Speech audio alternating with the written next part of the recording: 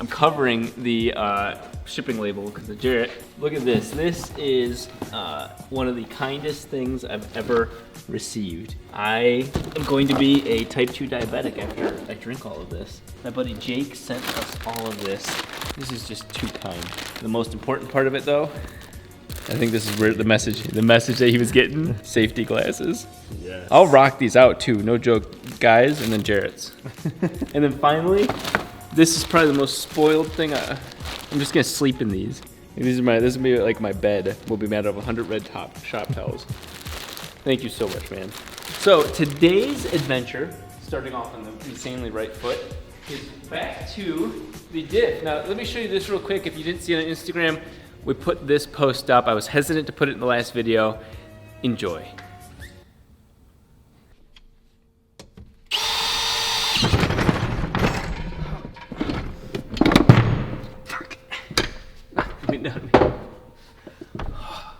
Wow.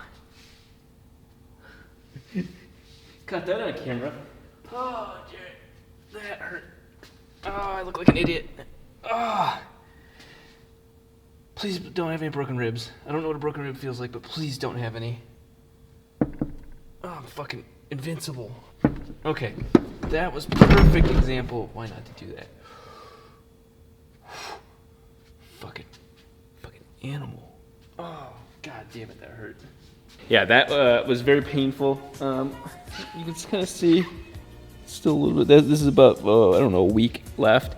Didn't really bruise, but oh my god, it hurt. And then it ripped up the side of my arm as well. So definitely did some damage there. And I'm proud to show that because that's like the best sales ad for Milwaukee ever, except it's in the wrong guy's hands.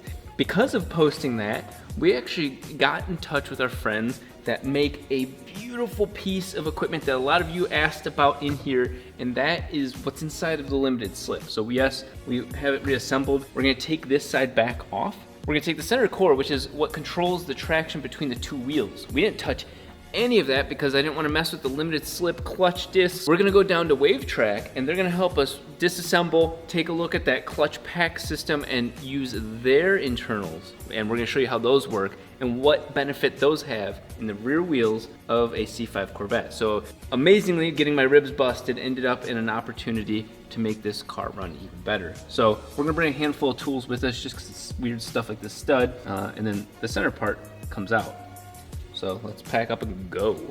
Okay, so I brought it's just a handful of tools, like for example, double nut, to be able to get that stud back out. I did torque these to spec and I put all the gasket seal on there, but we're just gonna have to take that side off and everything else, the preload on everything else stays the same. So can't hurt me anymore because you have your internals.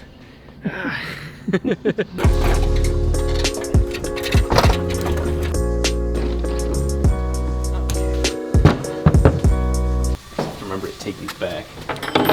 Otherwise they're gonna get donated to the Wavetrac tool fund. But here we are. The smell of gear oil is here. We're at the headquarters of Wavetrac and we are going to tear into this. So make a quick introduction and dig right in. I'm Chris from Wavetrac Differentials. We're going to dig into this stock diff of Rob's right here and see how bad it looks and then show kind of the internals of the Wavetrac and what sets us apart from the stock diff and from our competitors basically.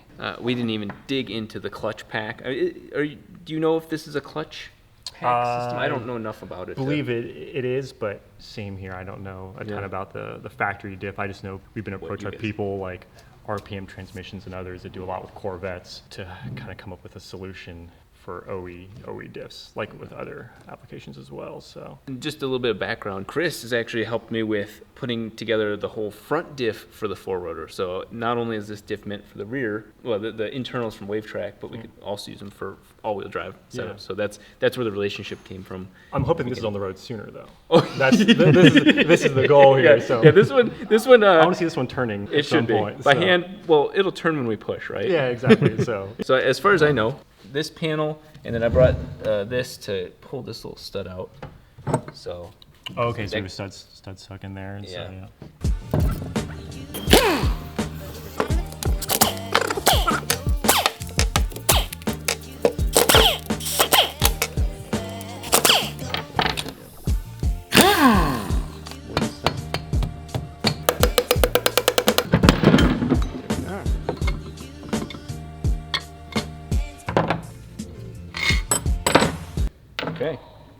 ready. That's it. So it should come out now.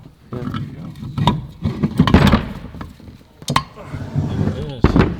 So you had the ring and pinion off at that one point? Yep, the ring and pinion's the upgraded ratio. Yeah, so we'll have to pull that off, but that's not going to be a problem there. Yeah, so let's get this pulled apart and see what's inside.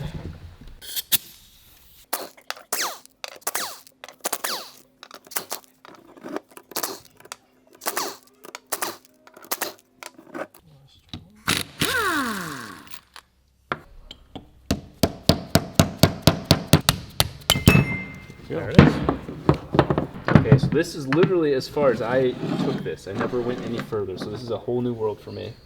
And you said this thing has a few miles on it? A few, Yeah, so I think we're going to just plan on, you'll get new bearings for it just since you're in there, so it'll have fresh bearings. Okay. Obviously the diff will be new, and then you'll figure out your seal situations, put new seals on it when you put it all together.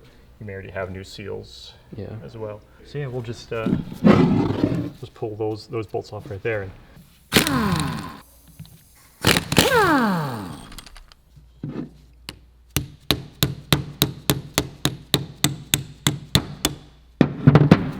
Not thought of that. Yeah. So the oil coming off these, and I'm pretty glad that we're going here because there was tons of the metal flake oil inside of this thing. Yeah, it depends on how small the fragments were and what they use for oiling in the diff. How big the passages are, yeah, you can get oil inside. Oh, okay. So yeah, no clutches at all. It's just Oh wow, is it an open diff? Well, it has, let's pop this snap ring off. Essentially, yeah, it's going to have probably it's like a Belleville washer or something behind just to kind of maybe give a little bit of load against there. There's a little bit there. Should pull out. There we go.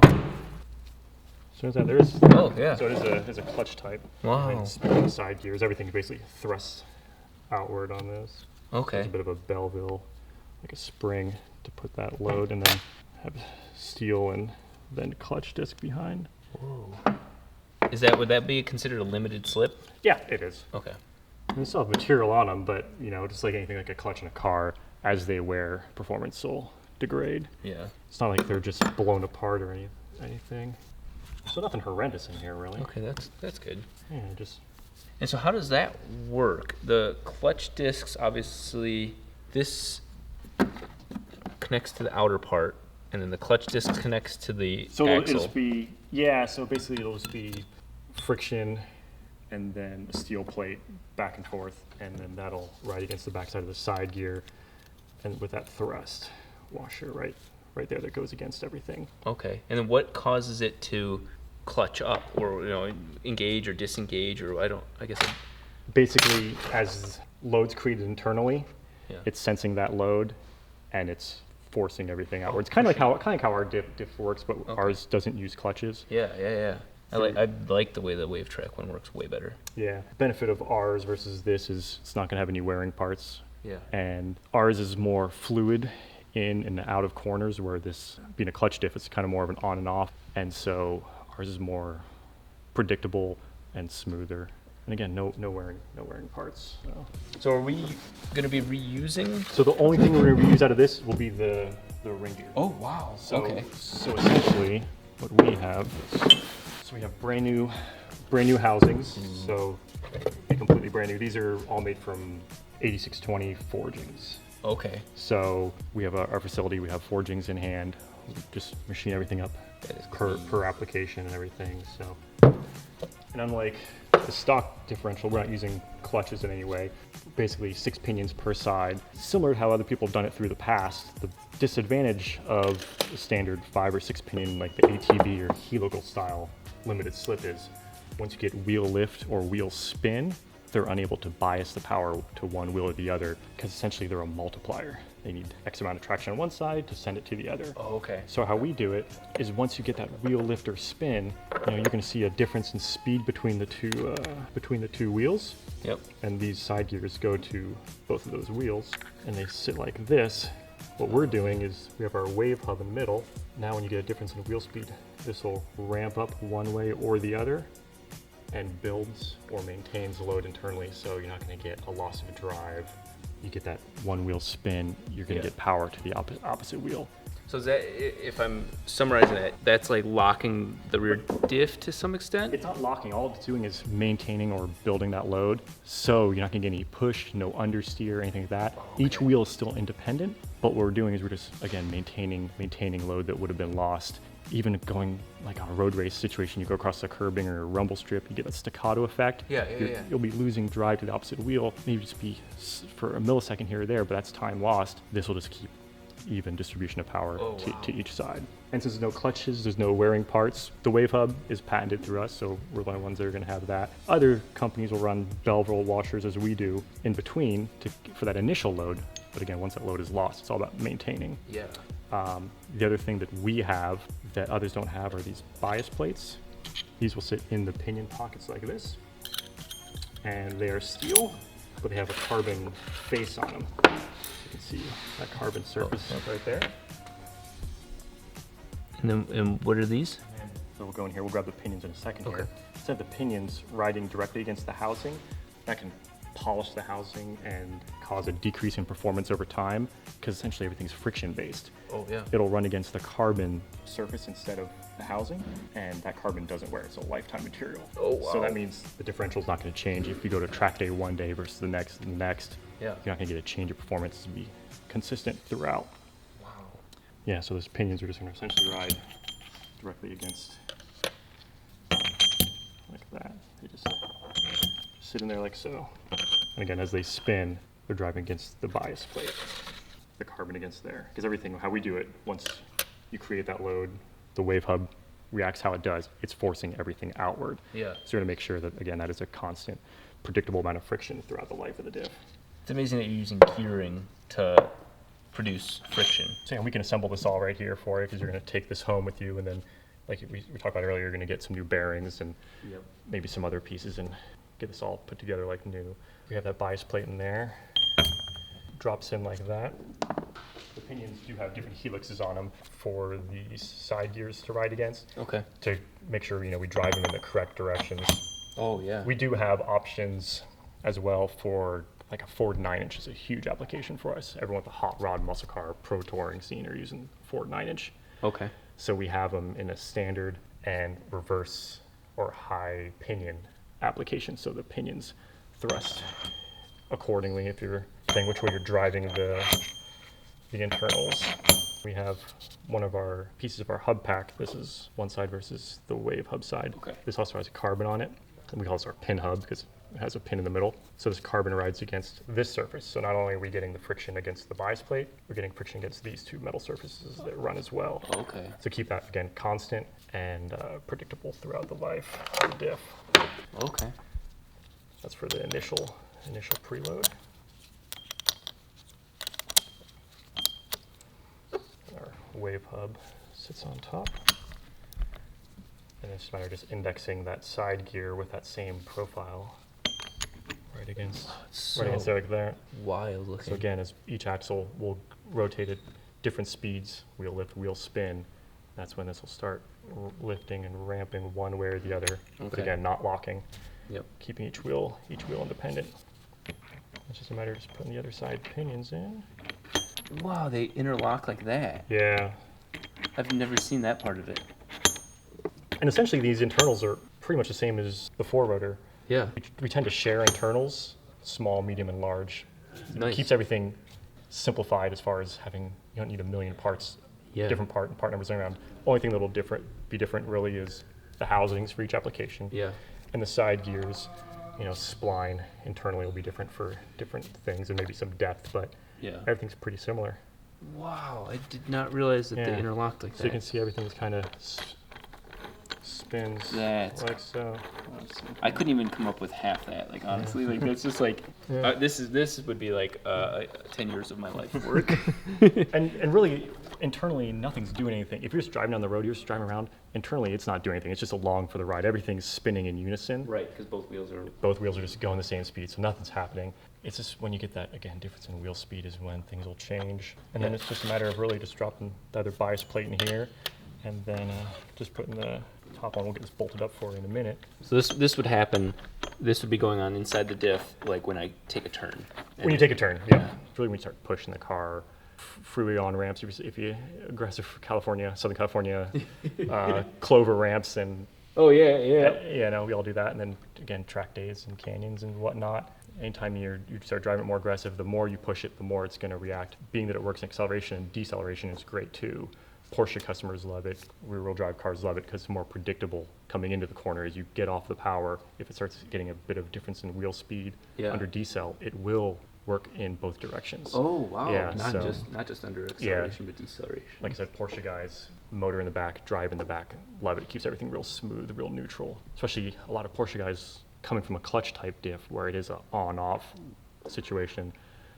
Yeah, they're pretty beefy. Yeah, but I mean, we have anything from as small as like our smallest diff is like a GTR front, actually, an R35 front is one of our smallest diffs, and our largest diff would be something like actually the R35 rear has the biggest, or like a 8.8 Mustang and other things that are a bit bigger, but you know, we have quite a range. The K20, everyone's swapping those or doing something with the K20. That's a good diff for us. We have a pretty wide range, about 100 part numbers now, but right there, so it's just sitting like that. And then again, once there's a difference in the wheel speed, this will just ramp up against it, ramp up one way or the other, and it doesn't run all the way. It doesn't run all the way to the flat. It just sits in that concave section the whole time. It just kind of works as it needs, and the bias ratio can be anywhere from 1.5. We've seen up to 4 to 1, depending on the application. You know, we have different preload packs in the center that will change things. We have a few other things as well for different applications that'll change how the bias ratio is, but it's not a fixed bias ratio. It's depending on where it is on the cam, because actually that's all it is. It's a cam. Yeah. Oh yeah. That'll change the ratio. I'm safe to do launches with this. Okay. A lot of customers are using these in drag racing, standing mile, and whatnot. So no problem. It'll put the power down evenly. It's not going to want to bite and push you one way or another. Seeing how both wheels are still independent, it's going to keep everything in line. That's excellent. Yeah, because the Corvette's going to be kind of an all-purpose vehicle, but we do want to drag race. Yeah.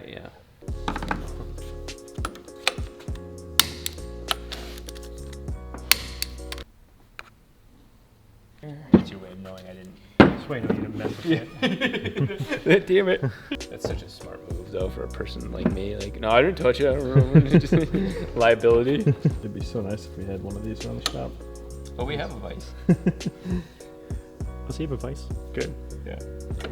We don't have a table to attach the vice to, so it's just absolutely horrifying to use. I was gonna say not your goals, but your party's a little out of whack if you have a Lamborghini but no vice. Yeah. I have really bad priorities. We're saying for the stub axle, or whatever the correct name is for this, is that one going to go into the other side of yours? Yeah, so you'll reuse them both. I'll give you a drawing and we'll get it modified.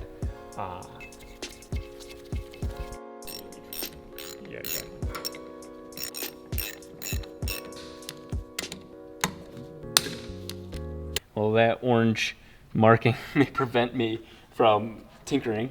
It's a good thing for everybody involved, but we've got a brand new entire casing, of all things, brand new internals to the differential, and pretty sick as to what they're capable of. So all of this is new for the Rotary Corvette. We have a little bit of an adventure, because we're going to have to get new bearings. You know, these bearings do transfer over, but we might as well get the new correct things for all that, which means the size of this, the bearings, everything means that we're going to have to redo all the work on preload and all that, but that's okay because practice makes perfect. Might as well do it while it's fresh, and we've got the perfect piece to put right in there. So this is very exciting time. So now we need to get new bearings because I'm not going to reuse bearings when we put everything else brand new in here. Now I can't cheap out on the bearings.